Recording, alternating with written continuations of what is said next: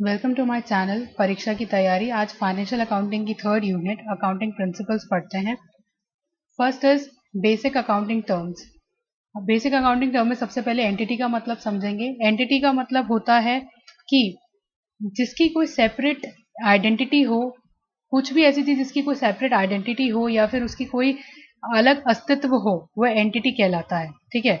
अगर business term में बात करें तो बिजनेस एंटिटी का मतलब होता है कि उस बिजनेस को या किसी एंटरप्राइज को हम कैसे पहचानते हैं, उसकी क्या एग्जिस्टेंस है, वो एंटिटी कहलाती है। फॉर एग्जाम्पल, जैसे कोई ज्वेलरी की शॉप है तो हम उसको उसके नाम से पहचानते हैं। जैसे कोई कंपनी है, उसको हम उसके नाम से आइडेंटिफाई करते हैं या उसका नाम उसकी एक एग्जिस्टेंस है। जैसे मैंने यहाँ पे एग्जांपल दिया है, खन्ना ज्वेलर्स और आईटीसी लिमिटेड।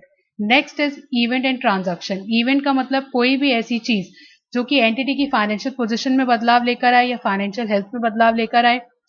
ट्रांजैक्शन का मतलब होता है कि गुड्स और सर्विसेज का लेन देन करना, मनी टर्म में या मनी में। ठीक है।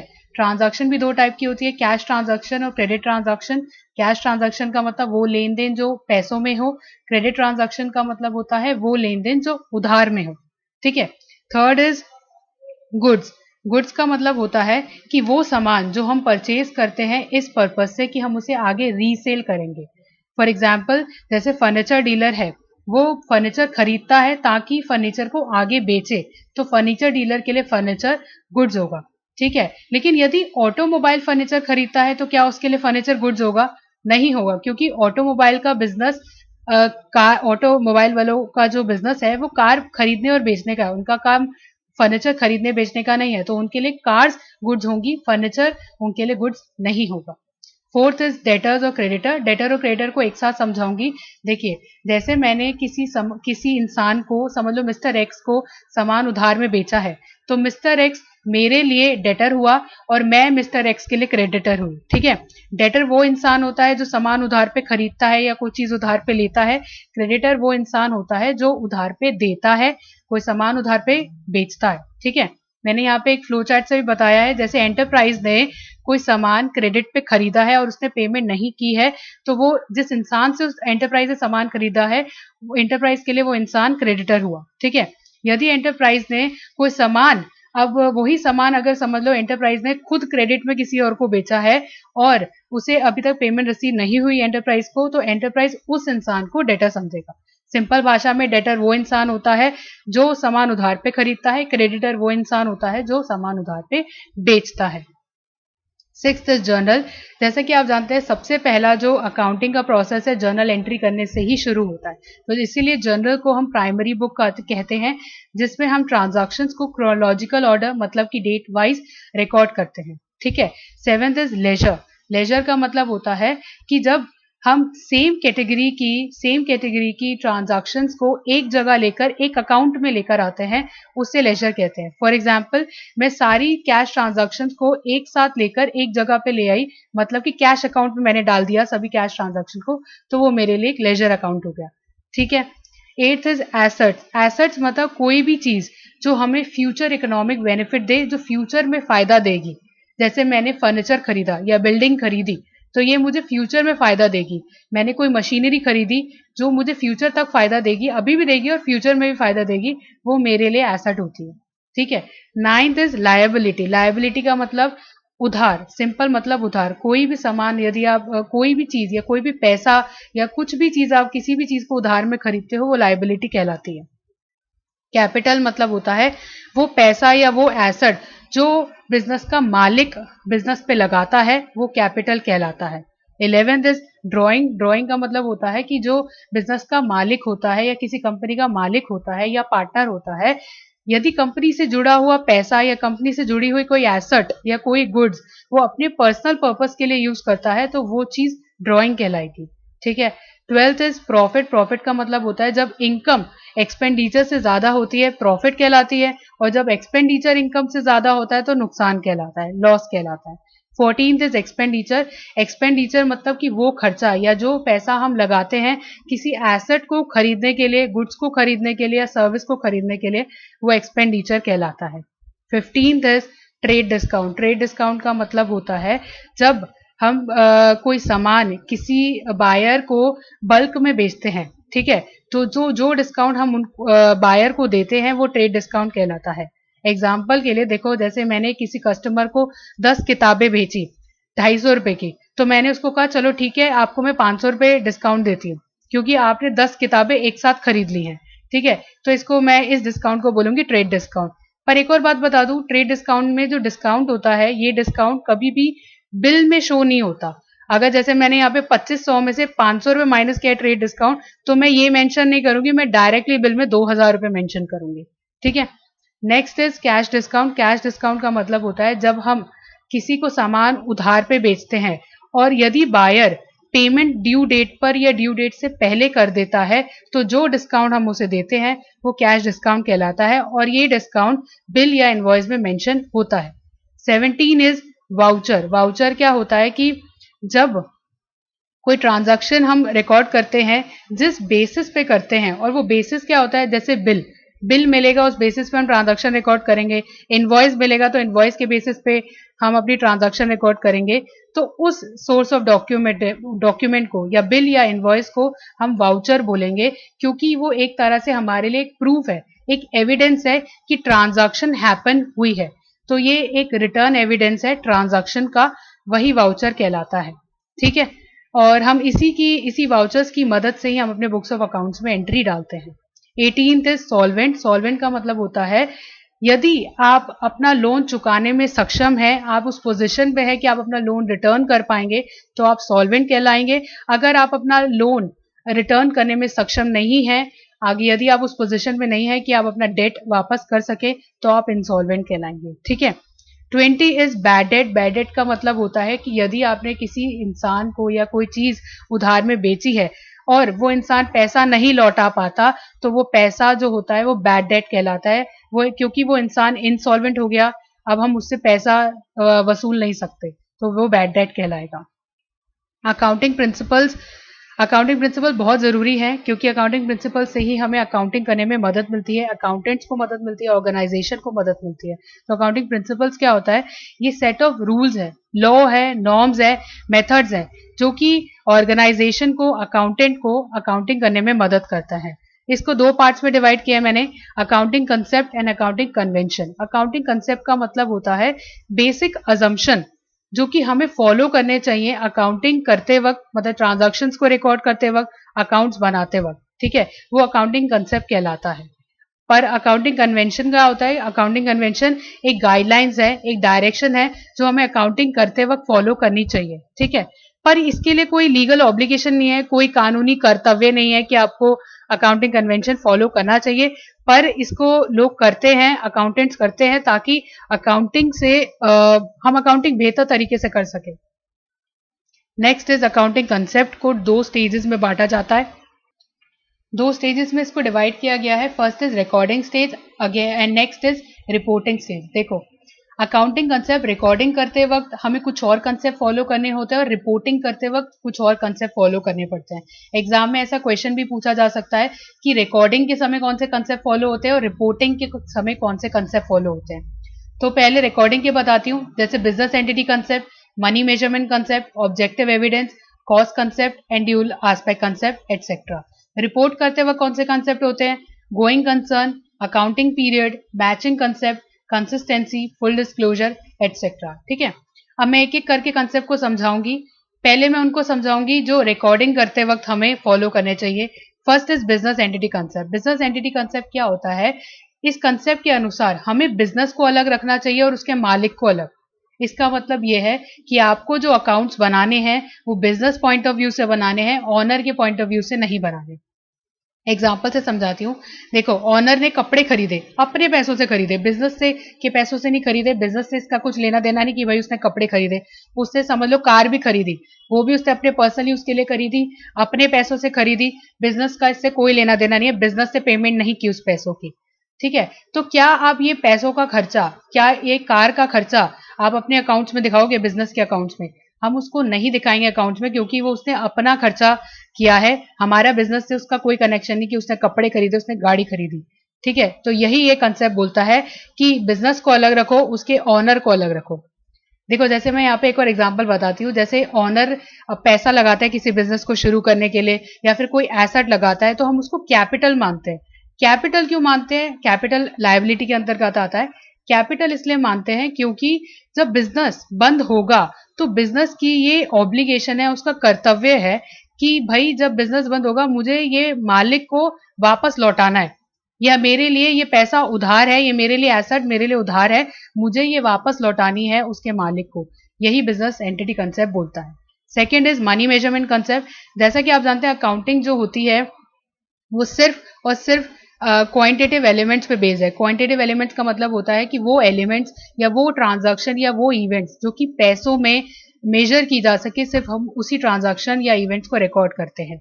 यही मनी मेजरमेंट कंसेप्ट बोलता है। ठीक है, एग्जाम्पल के लिए जैसे 6 ट्रक्स खरीदे हैं तो 6 ट्रक्स की क्या वैल्यू है हम उसको रिकॉर्ड करेंगे अपनी बैलेंस शीट में। ठीक है, हम ये नहीं लिख देंगे कि 6 ट्रक खरीदे, तो हमें उसकी वैल्यू बतानी है ना, क्या पैसा कितना खर्चा उस पर खरीदने के लिए। Third is objective evidence concept. Objective evidence concept का मतलब क्या होता है कि हम जो भी ट्रांजैक्शन रिकॉर्ड कर रहे हैं वो वेरीफाइएबल होनी चाहिए। वेरीफाइएबल का मतलब है कि हम उसे वेरीफाई कर सकें, और वेरीफाई किसके थ्रू कर सकते हैं? एविडेंस के थ्रू, सोर्स ऑफ डॉक्यूमेंट्स के थ्रू, वाउचर के थ्रू, विच मीन्स बिल और जैसे कैश मेमो, बिल या फिर इनवॉइस, इनके थ्रू ही हम ट्रांजैक्शंस को रिकॉर्ड करते हैं, और इनको हमें संभाल के भी रखना पड़ता है, बिल, इनवॉइस या कैश मेमो को, ताकि अगर कोई ट्रांजैक्शन को मैच भी करना चाहे वो कर सके कि ये जताने के लिए हमने अपनी अकाउंटिंग सही और सच्चाई से की है। ठीक है। Fourth is historical cost concept. Historical cost concept क्या कहता है कि जब भी हम कोई एसेट खरीदते हैं, जितने भी पैसे में हम उसको खरीदते हैं उतने पैसे इसमें हम रिकॉर्ड करते हैं। एग्जाम्पल से बताती हूँ, जैसे आपने मशीनरी खरीदी 80,000 की खरीदी, आप अपनी बैलेंस शीट में उसको 80,000 दिखाएंगे। ठीक है, चाहे आगे मार्केट वैल्यू उसकी 1 लाख रुपए हो जाए या 50,000 रुपए हो जाए, आप उसमें कोई बदलाव नहीं करोगे, आप अपनी बैलेंस शीट में उसे 80,000 दिखाओगे। ठीक है, पर इसका मतलब ये नहीं है कि आप हमेशा उसे 80,000 दिखाओगे, आपको डेप्रिसिएशन का कंसेप्ट भी फॉलो करना है। जैसे कि आप कोई मोबाइल खरीदते हैं, आज आपने मोबाइल 10,000 रुपए का खरीदा, उसकी वैल्यू 2 साल बाद 10,000 नहीं रहेगी, उसकी वैल्यू कम हो जाएगी।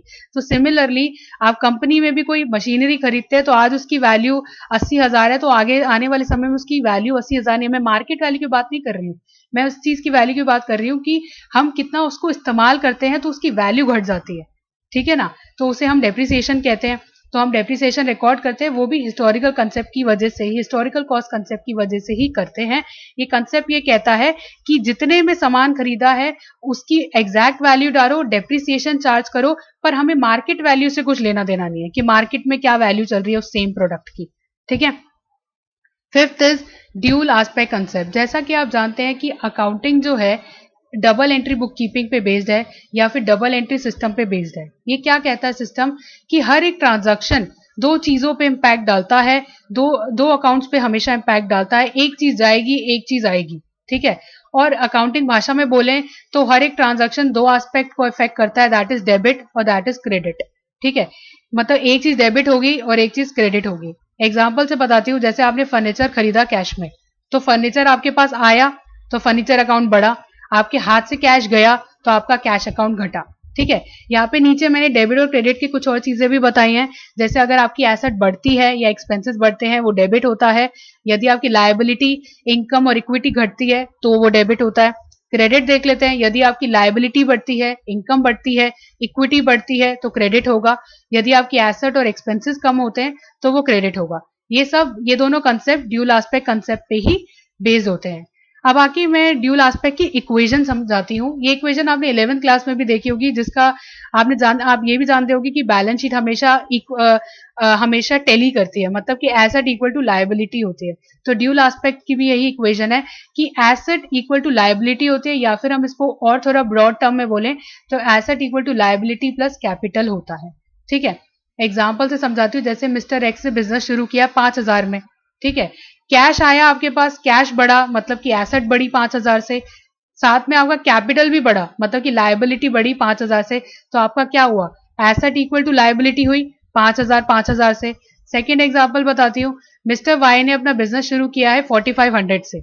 ठीक है, तो 4,500 आपकी एसेट बढ़ी क्योंकि कैश बढ़ा, साथ ही में आपका कैपिटल भी बढ़ा क्योंकि मिस्टर वाई आपके लिए तो लायबिलिटी है, तो कैपिटल बढ़ा 4500 से। साथ में एक और एंट्री है, आपने फर्नीचर खरीदा क्रेडिट में, उधार में, ठीक है, तो आपका फर्नीचर बढ़ा मतलब एसेट बढ़ी, तो 10,000 मैंने एसेट में डाल दिया। आपने उधार में फर्नीचर खरीदा है तो आपका क्रेडिटर बढ़ा तो मतलब लायबिलिटी बढ़ी, तो आपकी 10,000 लायबिलिटी में आ गई। तो आप देख सकते हैं एसेट और लायबिलिटी इक्वल है 14,500 से, ठीक है। तो ड्यूल एस्पेक्ट कंसेप्ट समझ में आ गया क्या होता है, और ये इंपॉर्टेंट भी है। नेक्स्ट इज, अब मैं आपको वो अकाउंटिंग कंसेप्ट बताऊंगी जो हमें ट्रांजैक्शन को रिपोर्ट करते वक्त फॉलो करने चाहिए।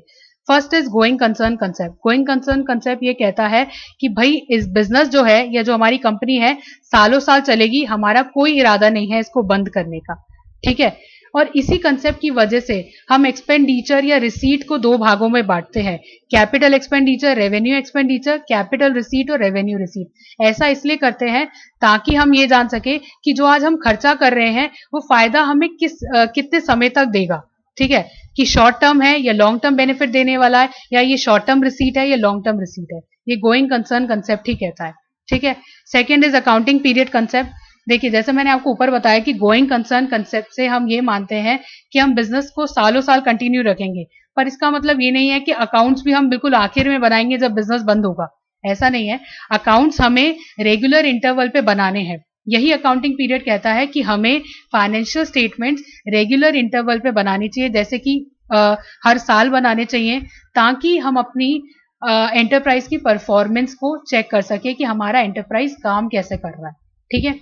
Next concept is matching concept which is very important. Matching concept का मतलब क्या होता है, देखो जो खर्चा आप कर रहे हो हम उसको खर्चा तब मानेंगे जब ये खर्चा आपको रेवेन्यू बना के देगा या पैसा कमा के देगा, ठीक है।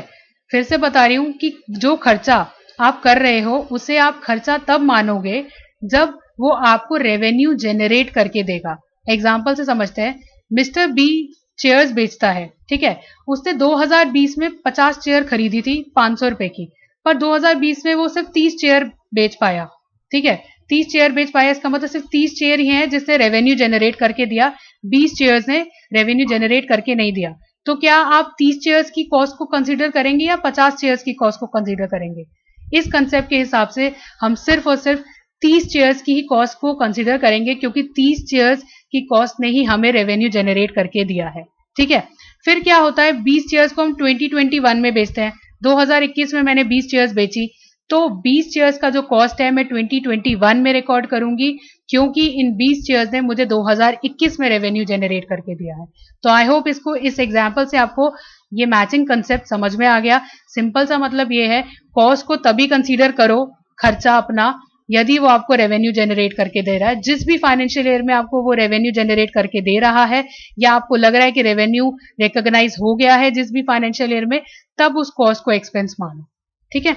Next is revenue recognisation concept. Revenue recognisation concept ये होता है कि जैसे मैंने किसी इंसान को सामान उधार पे दिया है, ठीक है, तो वो बायर ने कहा कि हाँ भैया मैं आपकी पेमेंट कर दूंगा, ठीक है, मैं उसी टाइम पे जब उसने मुझे कह दिया कि हाँ भाई मैं अपना कर्तव्य पूरा करूंगा आपको पेमेंट करने का, तो मैं उसी टाइम रिकॉर्ड कर लूंगी हाँ भाई मेरा रेवेन्यू जनरेट हो गया। एग्जाम्पल से बताती हूँ, जैसे मैंने फरवरी 2021 में 10,000 रुपए के गुड्स बेचे थे किसी मिस्टर एक्स को उधार पे, ठीक है, पर उससे पेमेंट मुझे अप्रैल 2021 में की थी, तो मैं रेवेन्यू कब रिकॉग्नाइज करूं, अप्रैल में या फरवरी में? ये कंसेप्ट कहता है कि फरवरी में करो, क्योंकि मिस्टर एक्स ने कहा कि हाँ फरवरी में उसने कहा कि हाँ मैं आपको पेमेंट कर दूंगा, तो मैं अपनी रेवेन्यू उसी टाइम रिकॉग्नाइज कर लूंगी, ठीक है। Fifth is full disclosure concept. Full disclosure concept का मतलब होता है कि देखिए फाइनेंशियल स्टेटमेंट जो हम बनाते हैं हम किसके लिए बना रहे हैं, उसका इस्तेमाल करने वालों के लिए, यूजर्स के लिए। यूजर्स दो टाइप के होते हैं, इंटरनल यूजर, एक्सटर्नल यूजर्स, उनके लिए बना रहे हैं। तो हमारा और एक अकाउंटेंट की जिम्मेदारी बनती है कि हम उन तक करेक्ट, कंप्लीट और अंडरस्टैंडेबल रिपोर्टिंग करके उन्हें फाइनेंशियल स्टेटमेंट दें। समझ में आ गई। Sixth is consistency concept. Consistency concept का मतलब होता है कि एक बार जो आपने अकाउंटिंग प्रैक्टिस अपना ली, जो भी अकाउंटिंग मेथड अपना लिया, उसको सालों साल तक फॉलो करो। ऐसा क्यों करना होता है? देखिए हम फाइनेंशियल स्टेटमेंट्स जो बनाते हैं, यूजर्स वो प्रीवियस फाइनेंशियल स्टेटमेंट से कंपेयर करते हैं। यदि आप सडनली अपने अकाउंटिंग मेथड में चेंज कर दोगे या अकाउंटिंग प्रैक्टिस में चेंज कर दोगे, तो उनके लिए कंपैरिजन करना मुश्किल हो जाएगा। फॉर एग्जाम्पल जैसे मैं डेप्रिसिएशन का SLM मेथड यूज करती थी, सडनली मैंने WDV मेथड यूज कर लिया, तो उनके लिए कंपेयर करना मुश्किल हो जाएगा। ठीक है। Seventh is conservatism method. ये कंसेप्ट बोलता है, इसको हम प्रूडेंस कंसेप्ट भी कहते हैं। इस कंसेप्ट का मतलब है कि आने वाले लॉसेस के बारे में सोचो, आने वाले प्रॉफिट के बारे में मत सोचो। और ये असल जिंदगी में भी एप्लीकेबल होता है। हम आने वाले डर और आने वाले लॉस के बारे में सोचते हैं, प्रॉफिट के बारे में नहीं सोचते। आने वाले डर के बारे में सोचते हैं और उसके लिए हम पहले ही तैयारी करते हैं ताकि वो लॉस हमें ज्यादा नुकसान ना पहुंचाए या बिल्कुल नुकसान ना पहुंचाए। फॉर एग्जाम्पल जैसे कोविड चल रहा है, कोविड के दौरान आप अपने घर में कुछ कैश रख रहे हो ताकि कोई भी मेडिकल इमरजेंसी आती है तो आप उसका पैसा इस्तेमाल कर सको। ठीक है, ताकि आपको बैंक ना जाना पड़े, ATM ना जाना पड़े और तुरंत आप पेमेंट कर पाओ अपने मेडिकल इमरजेंसी के समय। ठीक है, तो इसका मतलब क्या है कि आने वाले लॉस का या आने वाली कुछ नुकसान होने वाला है, उसके लिए आप पहले ही तैयारी कर रहे हो। सिमिलरली कंपनियां भी ऐसे करती है। जैसे हम प्रोविजन ऑफ बैड डेट बनाते हैं, हमें लगता है कि मैंने किसी इंसान को उधार में पैसा दिया, उधार में सामान बेचा है, तो वो मुझे लग रहा है वो इंसान पेमेंट नहीं कर पाएगा उस सामान की, तो मैं पहले ही एक प्रोविजन बना के रख दूं, अपने प्रॉफिट में से थोड़ा पैसा निकाल के अलग से रख दूं, ताकि मेरी फाइनेंशियल पोजीशन पे उसका असर ना पड़े यदि वो मेरे को पेमेंट नहीं करता तो। ठीक है। Eighth is materiality concept. इसका मतलब ये है कि जो फाइनेंशियल स्टेटमेंट के यूजर्स हैं, हम उन्हें रेलेवेंट, मटीरियल और फुल इंफॉर्मेशन प्रोवाइड करें। एग्जाम्पल के लिए देखो, यदि मेरी कंपनी ने 10% इंटरेस्ट रेट पे लोन लिया है, पर मैंने 10% इंटरेस्ट रेट का कहीं पे जिक्र ही नहीं किया अपने अकाउंट्स में, तो मैं रेलेवेंट इंफॉर्मेशन या मटीरियल इंफॉर्मेशन प्रोवाइड नहीं कर रही उसके यूजर्स तक। ठीक है, तो मटीरियल इंफॉर्मेशन ये कहता है कि हमें रेलेवेंट, फुल और कंप्लीट इंफॉर्मेशन अपने यूजर्स तक पहुंचानी है। Next is systems of book keeping. Book keeping के दो सिस्टम होते हैं, डबल एंट्री और सिंगल एंट्री। पहले डबल एंट्री देखते हैं। डबल एंट्री बुक सिस्टम बिल्कुल वही ड्यूल एस्पेक्ट कंसेप्ट पे बेस्ड होता है। इसका मतलब यह है कि हर एक ट्रांजैक्शन को हम दो एस्पेक्ट होते हैं, एक डेबिट और क्रेडिट, मतलब दो अकाउंट पे उसका प्रभाव पड़ता है। एक चीज आ रही होती है, एक चीज जा रही होती है। ठीक है, इसके फायदे बताती हूँ। अगर आप इस सिस्टम को फॉलो करते हैं तो आप कंप्लीट रिकॉर्ड ऑफ ट्रांजैक्शन कर रहे हैं। जैसे आप इसकी वजह से ही आप करेक्ट इनकम, लॉस और एसेट्स और लायबिलिटीज बताते हैं। सेकेंड इज, इसी सिस्टम की मदद से आप एंटरप्राइज की करेक्ट फाइनेंशियल पोजीशन को एसर्टेन कर सकते हैं। थर्ड इज, मैनेजमेंट को मैनेजरियल डिसीजन मेकिंग करने में हेल्प होती है ऐसे सिस्टम से। फोर्थ इज, कोई स्कोप नहीं रहता फ्रॉड का यदि आप इसको फॉलो करते हैं तो। फिफ्थ इज, आप करेक्टली प्रॉफिट एंड लॉस को एसर्टेन कर पाएंगे इस सिस्टम को फॉलो करके। पर डबल एंट्री सिस्टम की कुछ डिसएडवांटेजेस भी हैं। First is sound knowledge of book keeping. इस सिस्टम को यदि आपको करना है तो आपको प्रॉपर इसकी नॉलेज होना बहुत जरूरी है, क्योंकि एक तरह से ये बड़ा कॉम्प्लिकेटेड सिस्टम है। इसमें बहुत सारे अकाउंटिंग स्टैंडर्ड्स होते हैं, मेथड्स होते हैं, प्रिंसिपल्स होते हैं जो हमें फॉलो करनी पड़ते हैं अकाउंट्स करने के लिए, तो इसीलिए इसके लिए प्रॉपर नॉलेज होना जरूरी है। Second is costly. कॉस्टली इसलिए है, देखिए ये सिस्टम हर कोई फॉलो नहीं कर पाता, स्पेशल लोग ये अपॉइंट करने पड़ते हैं इसके लिए, जैसे अकाउंटेंट, चार्टेड अकाउंटेंट, इस सिस्टम को फॉलो करवाने के लिए। इसीलिए थर्ड लिमिटेशन ये है कि ये स्मॉल एंटरप्राइज के लिए, स्मॉल बिजनेसेस के लिए सूटेबल नहीं है, क्योंकि ये खर्चा नहीं कर पाएंगे अकाउंटेंट्स या चार्टेड अकाउंटेंट्स को हायर करने में। Next is single entry system. Single entry system incomplete double entry system कहलाता है। इनकम्प्लीट इसलिए कहलाता है कि क्योंकि ये कभी कभार कुछ केसेस में ट्रांजैक्शंस के दोनों एस्पेक्ट को कंसीडर करता है, मतलब डेबिट क्रेडिट कंसीडर कर लिया, चलो फिर तो ठीक है।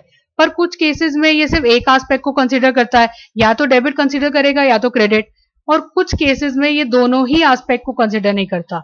इसीलिए ये इनकम्प्लीट, अनसिस्टमैटिक और अनरिलायबल सिस्टम है।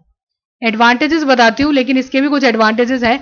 देखिए, जैसे स्मॉल बिजनेसेस के लिए ये आसान सिस्टम है, क्योंकि उनको इसके लिए ज्यादा नॉलेज की जरूरत नहीं होती, इसके लिए कोई अकाउंटेंट या चार्टर्ड अकाउंटेंट की जरूरत नहीं है, इसको कोई भी फॉलो कर सकता है। इसीलिए सिस्टम कॉस्टली नहीं है, स्मॉल बिजनेसेस के लिए आसान है और समझ में भी आसानी से आ जाता है। पर इसके डिसएडवांटेजेस भी हैं। पहली बात तो एक्यूरेसी इसकी बहुत लो है। Second is second is incomplete है, अनसिस्टमैटिक है, अनसाइंटिफिक है, अनरिलायबल सिस्टम है। इस सिस्टम से आप फाइनेंशियल स्टेटमेंट प्रिपेयर नहीं कर सकते और ना ही ये सिस्टम कोई proper accounting principles, norms, method, standard follow नहीं करता। नेक्स्ट इज कि डबल एंट्री सिस्टम और सिंगल एंट्री सिस्टम में डिफरेंस क्या होता है। पहला है एस्पेक्ट्स।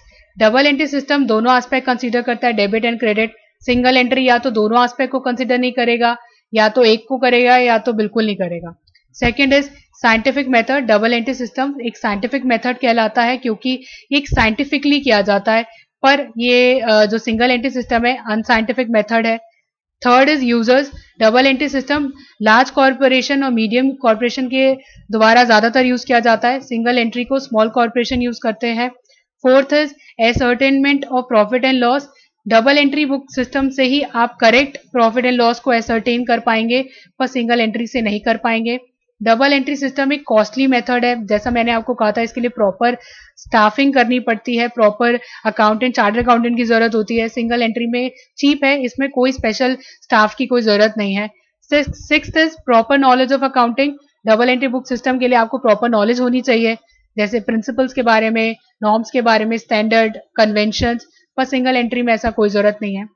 फाइनेंशियल स्टेटमेंट बनाना चाहते हो, बैलेंस शीट, पीएनएल, तो आपको डबल एंट्री सिस्टम ही फॉलो करना पड़ेगा, क्योंकि बैलेंस शीट भी कैपिटल एक्सपेंडिचर पे बेस्ड होती है, पीएनएल भी रेवेन्यू एक्सपेंडिचर पे होता है, तो ये सब करने के लिए हमें डबल एंट्री सिस्टम की जरूरत है। सिंगल एंट्री सिस्टम ना ही कैपिटल एक्सपेंडिचर मानता है, ना ही रेवेन्यू, इसीलिए ये फाइनेंशियल स्टेटमेंट को प्रिपेयर करने में सही सिस्टम नहीं है। अब कुछ क्वेश्चंस देखते हैं जो प्रीवियस ईयर में आए थे। फर्स्ट इज जो दिसंबर 2020 या 2019 में आया था, वो था कॉस्ट कंसेप्ट के बारे में, जो मैंने आपको पीछे बताया था, हिस्टोरिकल कॉस्ट कंसेप्ट, ठीक है, जिसमें मैंने ये आपको बताया था कि जो भी एसेट आप खरीद रहे हैं उसी कॉस्ट में रिकॉर्ड करो जितने में आप खरीद रहे हो, ठीक है, मार्केट वैल्यू से कोई लेना देना नहीं है। नेक्स्ट क्वेश्चन इज जून 2020 में और दिसंबर 2017 में आया था, कंसेप्ट बताने हैं अकाउंटिंग के और एक ड्यूल एस्पेक्ट कंसेप्ट को समझाना है। ड्यूल एस्पेक्ट मैंने आपको बताया था कि हर एक ट्रांजैक्शन के डेबिट एंड क्रेडिट होता है, हर एक ट्रांजैक्शन में दो अकाउंट्स इंपैक्ट होते हैं, और ड्यूल कंसेप्ट में आपको अकाउंटिंग इक्वेशन के बारे में भी बताना है। दिसंबर 2018 और जून 2018 में क्वेश्चन आया था कि रिकॉर्डिंग स्टेज में कौन से कंसेप्ट फॉलो होते हैं और उसमें से एक समझाओ। तो ऐसे ही ये भी क्वेश्चन पूछा जा सकता है कि रिपोर्टिंग स्टेज में कौन से कंसेप्ट फॉलो होते हैं, ठीक है, तो ध्यान रखिएगा। जून 2017 में कंजर्वेटिज्म कंसेप्ट, जो प्रूडेंस कंसेप्ट था, जिसमें मैंने आपको बताया था कि हमें आने वाले लॉसेस के बारे में सोचना है, उसके लिए पहले से तैयारी करके रखनी है, जैसे मैंने इमरजेंसी फंड का बताया, प्रोविजन ऑफ बैड डेट का बताया। जून 2016 में सिंगल एंट्री सिस्टम के डिसएडवांटेजेस पूछे, अभी मैंने आपको बताया। दिसंबर 2015 में क्वेश्चन आया था कि डबल एंट्री सिस्टम और सिंगल एंट्री सिस्टम में क्या डिफरेंस था। ये सारे क्वेश्चन 7 मार्क्स के आए थे। आई होप आपको मेरी वीडियो पसंद आई होगी, तो लाइक करें, शेयर करें, सब्सक्राइब करें। इससे पहले मैंने फाइनेंशियल अकाउंटिंग की 2 यूनिट्स अपलोड की है, प्लीज उसे देखिए, डिस्क्रिप्शन बॉक्स में मैं लिंक दे दूंगी, प्लस आप प्लेलिस्ट भी चेक कर सकते हैं। Thank you.